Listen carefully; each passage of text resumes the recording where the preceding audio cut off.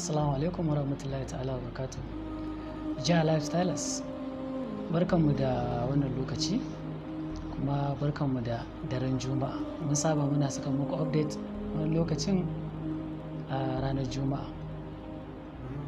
To abin da yasa zamu yi wannan dan short clip video da audio shine dan mu dan ƙara muku bayani akan abin da ke faruwa, musamman abin da ya shafi kamfanin mai albarka wato JAALife style.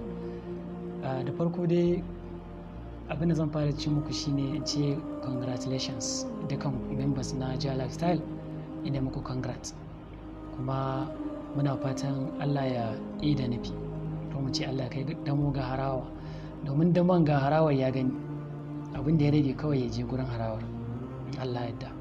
Kuma yadda muka sani jiya mun gama da countdown, yanzu abin da ya rage mana, ko da ba ma rage waye ba, tunda iya 'yan bella badin kawai a cikin 'yan kwanakin nan za mu iya cinye limit na countdown na EHA mutum miliyan 1.5. wannan abu ne mai sauki, za mu gama da shi. To babban abin da nake so in ba mu shawara shine, a matsayinka na JAALife styler, kada ka yi ƙasa a gwiwa. Wannan dama ce ta zo maka, ka yi amfani da ita.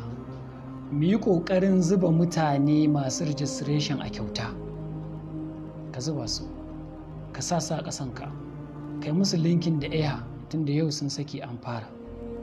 In kai musu, ka gaya musu cewa nan da wata 6 ake so abin da suka samu su ɗan ciri euro 10 ko euro 18 a cikin abin da suka samu su yi verifying kansu. Ba ma lokacin da zai ga fara samun kuɗi irin wannan yaƙi verification har tsawon wata 6.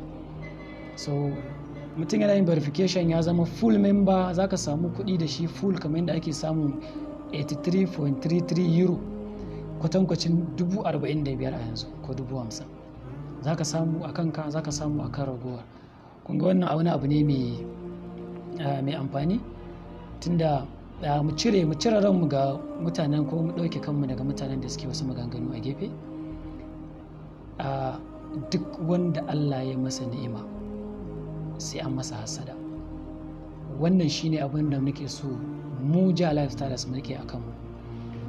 Wani abu ake gani ya tunkaro mu na alkhairi, kuma alkhairin wasu suke ganin ba su suka kawo alkhairin nan ba, mu muka kawo shi, kuma ba iyawan mu shi ta sa muka kawo ba dan mun iya ba dan mun isa ba.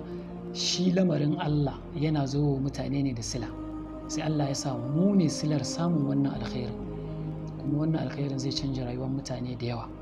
So wasu ba sa buƙatar irin wannan. Babban abin da muke so mu gaya muku shine ku cire hankalinku a kansu. Ba su da aikin yi ne, ba su da abin yi sai sukar mu, sai sukar abin da muka zo da shi. Tun suna cewa tsarin nan ƙarya ne, wasu daga cikinsu ma wallahi suna cikin tsarin nan, daga cikinsu suna cikin wannan tsarin. To da haka mu manta da abin da suke faɗa, mu mai da hankalinmu, ka zuba mutane as many as you can. Ribar ka ce, kyauta za ka sa su, make sure kana da email address ɗinsu, komai da komai. Abinda kamfanin nan yake so ya yi, in banda muka ga newsletter ta yau da suka saki, in banda mutane sun tuttura wa support message cewa suna so a ɗanɗaga, wasu ba su sai package ba, wasu suna buƙatar su yi verification ɗin ma euro 10 ma abinda aka ce ba a so, ka rike sai nan da wata 6 ka zo ka biya. Ka je ka yi amfani, ka yi a kyauta, kana cikin tsarin 'yan bella badin.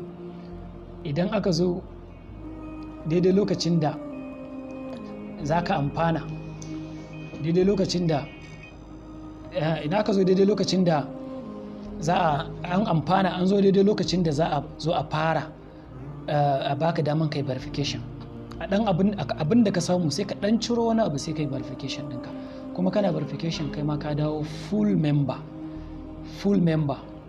ka zama full member, za ka samu kuɗi kamar yadda kowa yake samu.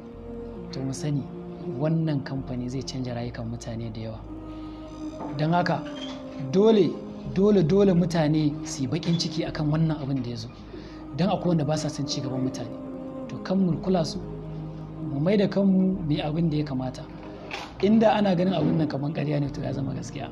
To da haka yanzu za mu sha bama-bamai da jefe-jefe da zage-zage, abin da ake gani kamar za mu iya karɓar wasu harkoki a hannunmu, kuma haka ne. Yanzu 'yan crypto ko ɓangaren crypto da wasu suke ta soke-soke akan JAALife style, wato za a zo lokacin da mu JAALife stylers idan muna so crypto ya daga za mu daga shi, idan muna so mu sauke crypto za mu sauke shi da kanmu. Da haka za mu dinga duba crypto wanda yake da kyau mu ce shi za mu tunkara. Muna da kuɗi, muna da abin siya, mu tunkare shi, mu je mu zuba jarinmu a ciki ya tashi, dole mutane za su zo su siya. Idan muka ga wani shi ma mu je mu tashe shi, sai mu duba waɗanda za su amfanar da al'umma.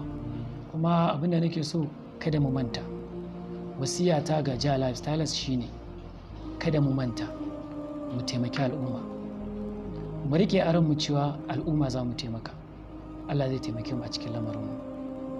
A wannan zan tsaya don kan cika mu da surutu.